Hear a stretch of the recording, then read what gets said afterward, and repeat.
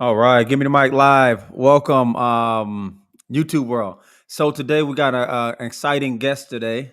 One of my fraternity brothers, great friend, got an amazing story. We're gonna get into the story a little bit, but again, we're here at Give Me the Mic. This is a weekly podcast, and it's all about motivating, inspiring, and cultivating us, you, and welcome to the channel. With that being said, without further ado, we're going to begin to introduce Dr. Joshua Moore. I think we're going to have a break for a commercial. Am I right, Wood? Just like everyone, my life is jam-packed. I'm always on the move. Whether it's personal or business, I live in the fast lane. But self-care, mentally and physically, is top priority for me. That's why I'm a part of the Texture Club at my favorite salon. They always treat you like family, and that experience leaves me wanting more. So instead of worrying about my ends, treatments, and styles, my easy monthly subscription to the Texture Club solves everything. I let the pros focus on my hair so I can focus on the other things that matter in my life.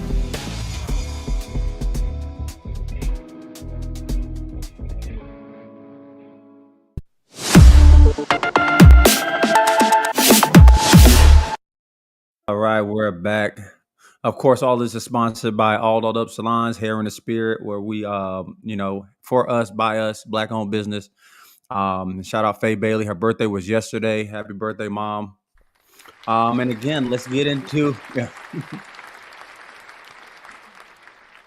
So again, today we're going to be touching on a issue that's critical in the community. This story is twofold. So we talk about the health of a certain segment of people. Marginalized people typically have challenges in health.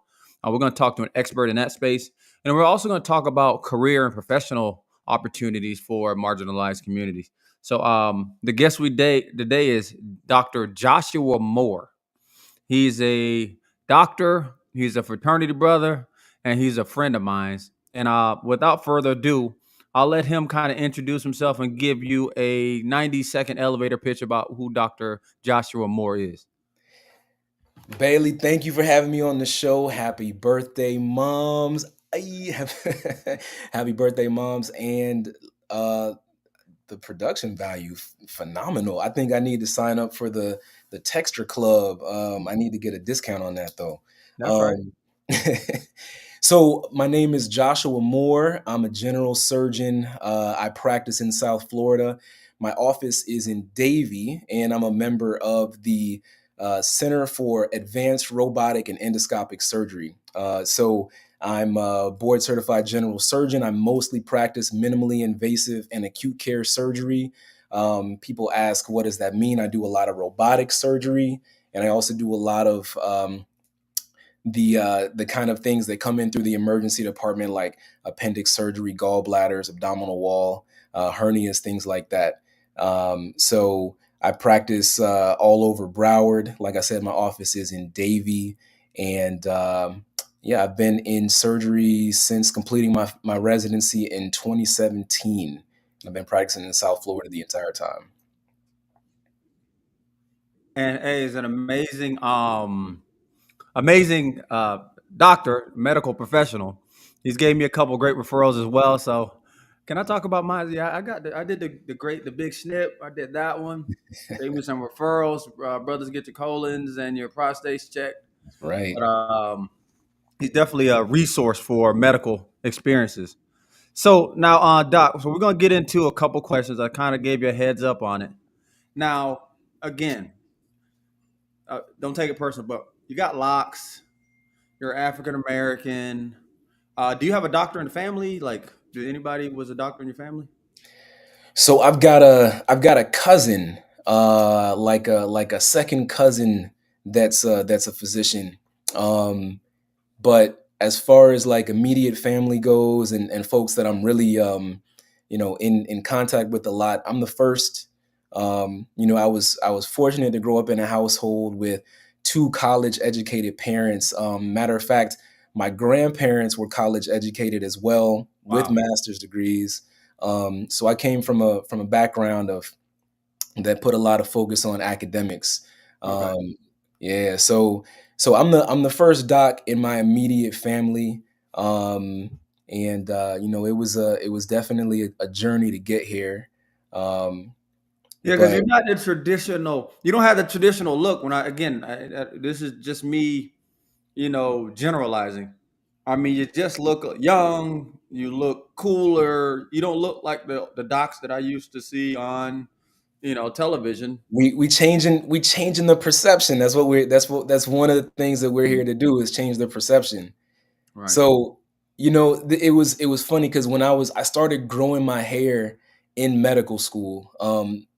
That summer before I started medical school at University of Miami was the first time I went to the continent. I went to Africa. I stayed in Senegal for a month, doing some medical work in one of the remote villages in a place called Saraya in Senegal, and that was the last time that I cut my hair. Was Mm. before that trip to Africa. And then when I got back, I just decided I'm never cutting my hair. I want this to be an expression of of my heritage and of my African roots.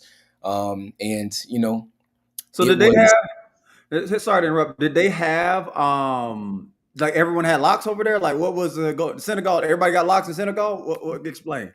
well, listen, I mean, it's West Africa, so they're in touch with like, you know, it's the diaspora is real connected, Mhm.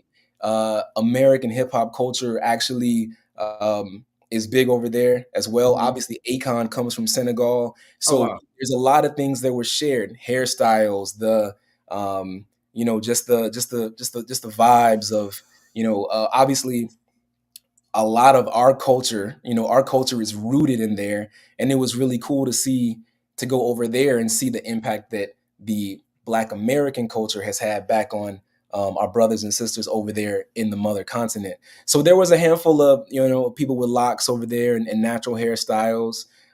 This was like 2008. So there were still a lot of low boys, Okay, yeah. so, but That's what I nah, was there wondering. were a few, but my thing was I came back and I felt like Yeah, you natural. had I'm gonna stay right. natural and let everybody know I came back with like a shell necklace and everything, and I'm like, yeah, Oh, okay. this is me. Okay.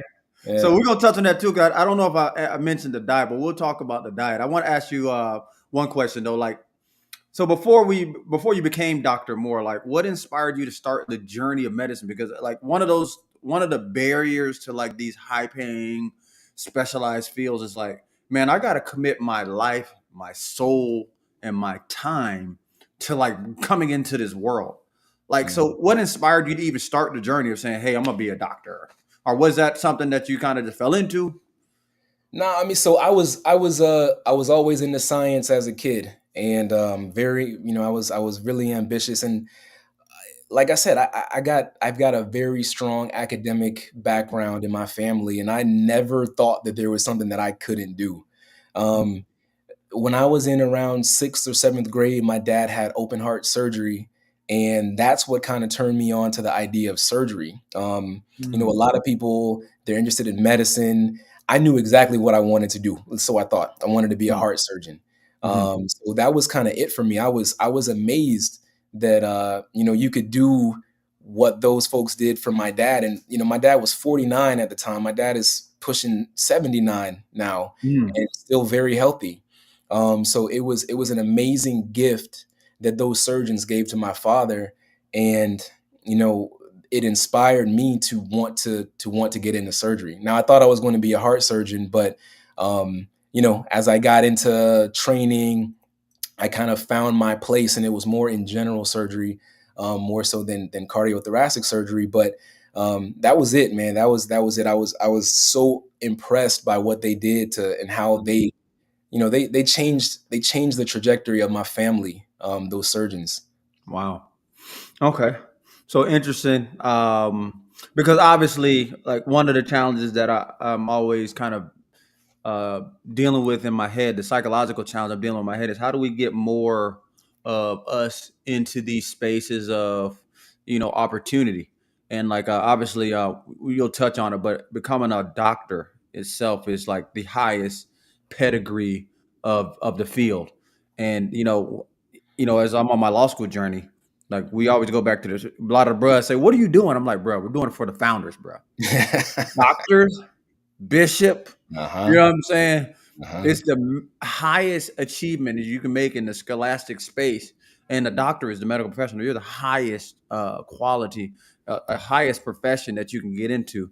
Like that's a big deal. So, like, how do you see like your role in medicine now? Like, how is it going to impact? Like, how can you impact the community in terms of like business and opportunities and empowerment now that you're in this space? Like, Yeah, man. So impacting the community, one of the ways that, I want to recruit more folks right, that look like us. I mean, you know, Black Americans, people who identify as African American, we make up some like 13% of the population in the United States. We only make up somewhere around 6% of the of medical well, of doctors. I can't speak to the entire medical profession, but of mhm, doctors. And part of it is me just being my authentic self. I right, do my best to not code switch. I've got my locks. You know, right, I am who I am when I go to work, and the patients see it. Um, the other people, like the medical students, the people see it, and people understand that, like, this person is somebody who's like me. I'm not right. somebody. Yeah, I did. Like I said, I did have a strong academic background, but I'm not different from anybody else. And me being the authentic me is the best way for me to get other people to understand that they can do this too. It's a sacrifice, of course, but everything that's worth having is going to come with sacrifice. Um, So, yeah, with that note, so again, we had a retreat this last week. Went to FAMU Law. Shout out to Tallahassee family.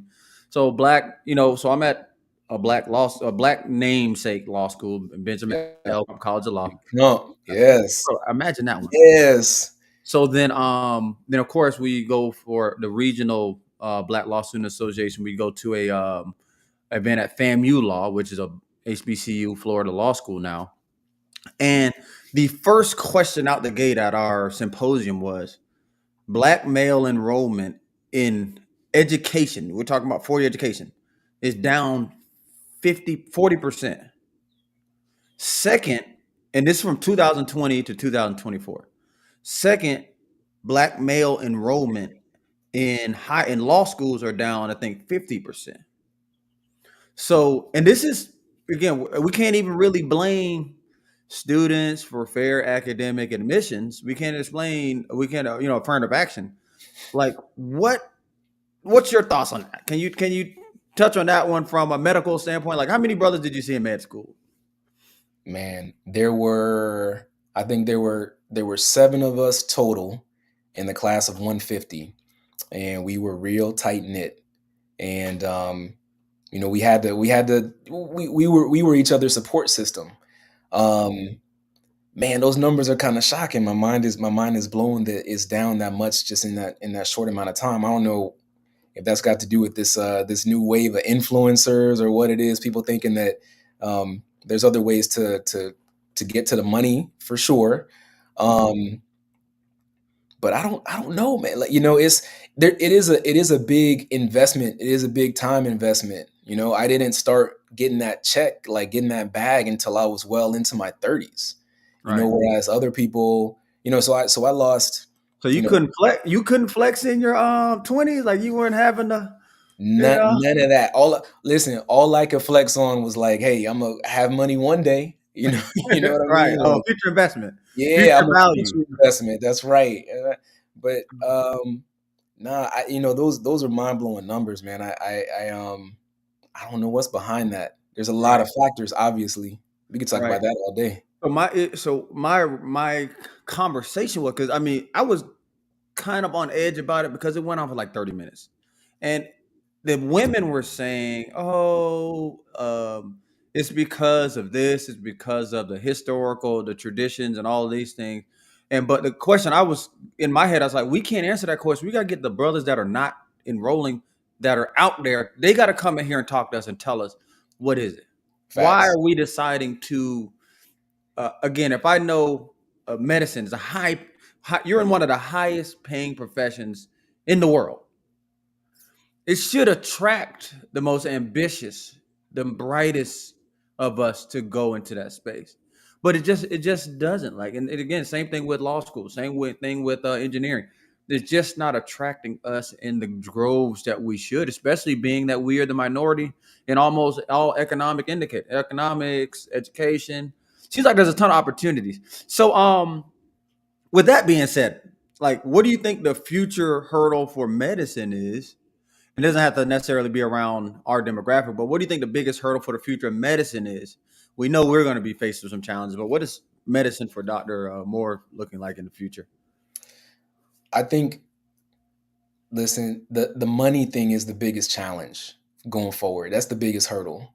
It's a double-edged sword because, capitalism is a huge driver of innovation. It's it usually, when it's done right, it's supposed to attract the most talented people.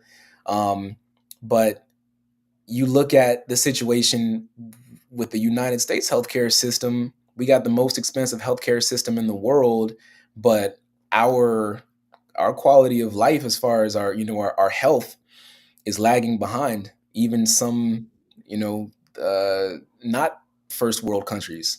Right. So I think, like, we've politicized it. There's a lot of organizations and people that are making a whole lot of money off of medicine, and there's a lot of sick people still. So I think trying to figure out how to balance the innovation that capitalism brings, but also tried to make it so people aren't excluded, is that's the big hurdle. It's sweet for a lot of insurance companies and things like that. They're getting their bread, Wow. regardless. So I heard somebody say it like this. He says America is one of the is a funny he kind of I'm summarizing it, but he said America is funny because we had the battle over our healthcare system. I think Obama brought up really to the forefront the Obamacare initiative. Hmm. And it was really like you had one group of people saying, I want to pay for my health insurance. Like, I value privatizing and paying for my own health insurance as a right. And the other world is like, who wants to pay for health? Like, it should not be something you are paying for in an industrialized nation. Bro, I've But in I've America, never we've had accepted, we want the capitalistic healthcare system. I've never had enough money to be like, nah, I just want to pay. I want to pay as much as possible. I don't get it. I look at other Western countries, and we would have to do it in our own way because we've got Mhm. 300 plus million people, and we've got all sorts of different medical issues. And a big part of this also that I want to mention is the Western lifestyle. Mhm. The Western lifestyle is not the healthiest lifestyle. That's another huge hurdle for medicine, Yeah. and that's also going to make things more difficult. We got this system where it's about treating and not curing, treating and not preventing. And if we lived a lifestyle where we put more focus on getting enough sleep, eating the right types of foods, having a lower stress lifestyle, and getting enough exercise. I won't be battling PPO, HMO, Yeah, copay. yeah, That we thing is a wouldn't matrix worry too. about that so much. But Right. that's our culture, bro. I'm seeing diseases like diverticulitis, colon cancer. These things are happening in people who are younger and younger. You're seeing it in people in their 40s and people in their 30s. Mhm. And part of it is just that's our culture. We're always on the move. We're eating bad food. We don't have enough time to exercise. We're stressed out. We're not getting sleep. Right. And I think that our health system capitalizes off of that. Right. And speaking of that, so you're how long you been you're vegan, right? Are you what do you call yourself? Are you what's your dietary Yeah, label? if I had to give it a label, is I'm a vegan. I Okay. eat a plant So based you diet. Yeah, plant-based diet. So how yeah. long have you been plant-based diet? I lose track. My son was 2, so 7 years, something like that. 7 years. Oh, that's not 8 bad. years. Okay, 7 years. Yeah. Okay. Before that, I was a vegetarian for a while. Um, Yeah, it's been a minute since I actually ate meat. It's been like 2006 was the last time that I ate chicken with the bros off the grill. Yeah, Okay. Yeah, yeah, breads and the chicken, yeah. yeah. Did they force you to eat some, non-vegan alternatives?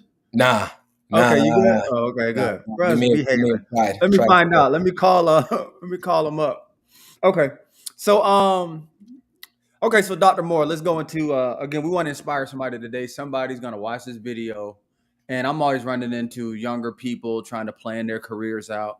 And I told a guy today, he was asking like, oh, I'm getting ready for school, and I said, so what are you thinking? He's like, I'm thinking this. I'm like, why are you thinking this? He says, because it's easy. Mm, mm, mm, mm, mm, mm. And I said, man, you understand we are in a capitalist country. Easy might be a trap. It might be a Easy trap to for you. trap. You want to look for something that's going to be able to provide for you the right income. Look at incomes and opportunities as a way to go. So like but again, first you got to see yourself in these spaces. So, my next question is like one of the biggest challenges most of us face in our life is setting a goal, like setting an aim. Like, yeah, I want to be a doctor one day. Like, how do you overcome that, like with imposter syndrome out there? Like, I don't see a whole bunch of executives that look like me. So how do I like say I want to be an executive? Like, how did you overcome like being a doctor? So crazy thing is, man, like imposter syndrome for me didn't start until I got here. Mm. When I was younger, when I was in high school and all of that stuff, I took a lot of listen, I took a lot of pride in like letting people know, like, yo, if you don't know what I got in store, just check in. You know what I'm saying? Yeah. Like, I'm I'm not who you think I am. Right. I'm all of that and then a whole lot more. So it was kind of like that defiant nature that kind of powered me through. It gave me, I had a chip on my shoulder.